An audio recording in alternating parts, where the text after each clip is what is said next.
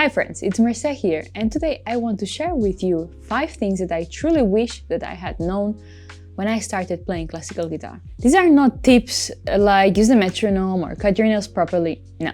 These are things that go deeper. Things that took me years to realize and that they would have made my journey probably a lot more efficient and honestly a lot more joyful as well.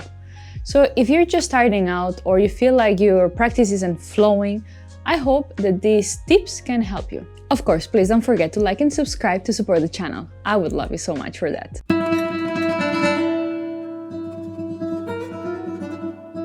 First tip is not just about your fingers, it's about your whole body. When I started, I was only focusing on moving the fingers, how fast they could move, how strong they were, how far I could stretch. But I didn't understand that your fingers are just one part of a larger mechanism. The arm, the shoulder, the back, and even your breathing. It all matters. And most importantly, the center of gravity in your hand. How you use your natural weight instead of just force. And related to that note, I have to say that not everybody feels equally comfortable with the same supports or guitar positions, which impacts a lot how you're gonna play. Some people need higher footstool, some people are a lot more natural playing with the guitar on the right leg instead of the left leg in the classical position. There are lots of variants there, so you need to gather knowledge about the correctness of the best position, but then experiment with yourself what's more efficient for you and what eventually gives you balance and freedom. So once I started thinking this way, I was finally able to release a lot of tension and suddenly things felt a lot easier, like they were falling more into place. Tip number 2. Repetition without purpose is wasted energy. I used to repeat things endlessly, thinking that somehow they would improve. But repeating something over and over without any clear intention just makes you better at repeating those mistakes. Now I'm a lot more mindful. Whether I'm starting a piece, I will not do false starts, for instance, that's a very common thing to do, or I will not repeat anything without any purpose for it. Like I would ask myself, what am I trying to improve here? Is the rhythm off? Is the tone messed up? Is the voicing clear? And I would try to address one thing at a time, not everything at once. Because if I understand that is my rhythm the problem, then I might use the metronome. If I think that my legato and expression is what I'm missing, then I would probably work a lot more on the movement and the whole body mechanism to try to embed the right movement into my muscle memory. If I think it's my articulation, then either I'm gonna play separate hands for a little bit, I'm gonna solfege it, or I'm gonna play the melody alone. It depends. Different problems require different solutions. So every repetition should have a purpose. Otherwise, really, you're just moving the fingers and hope that you improve. Tip number 3. You need different tools for different challenges. One mistake I made a lot was trying to fix everything but just probably playing slower. And yes, slow practice is very helpful. It gives you awareness, it helps you build a little bit cleaner or more intentional muscle memory, and it helps understand the movement a little more. It's pretty foundational in practice, but it's not always enough. Sometimes you need to break things apart, isolate the coordination, change the rhythm, play faster to challenge your reflexes, use mental practice to make sure that your brain is ahead of your fingers. For instance, if you are going to be playing a very fast piece, yes, you can build it slowly, practice slowly, secure the changes, but eventually that needs to be played fast. So you will also need to practice it fast, because once you play it fast, everything is going to feel very different, from the way your brain has time to think, to the way your hands coordinate, to the things that are naturally more automated than others. It's going to feel absolutely different than when you play it slowly. So every difficulty has its own logic. You need to learn to identify the type of difficulty that you're facing. And then you can start trying out different tools and see what works for you. Tip number 4. Sing. All the time. Sing the music as much as you can. This is something that I think I've heard all the teachers say it, and we eventually all say it. And I think we do because it's so helpful for the students. There are some things that you can explain theoretically, but the student needs to put them together, and singing is the first resource where you can put all the musical elements together without thinking about them in a theoretical and separate kind of way. I think nobody sings enough in the beginning of them practicing an instrument.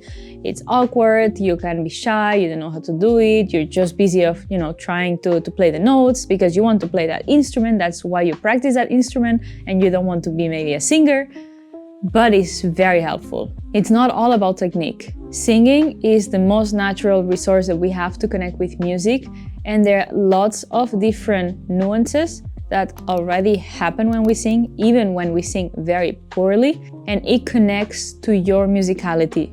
And it's also something that you will develop. And singing is the first point of awareness for this to happen, because if you can think it and sing it, then you're able to translate it into your fingers. But if you cannot sing it, it's very unlikely you're going to be able to play it in the way that you want. So my recommendation would be, start super simple. Just a melody, any melody that you like. You can play it with the guitar so that you can have more or less the pitch and then sing it. And when you sing it, try to be expressive.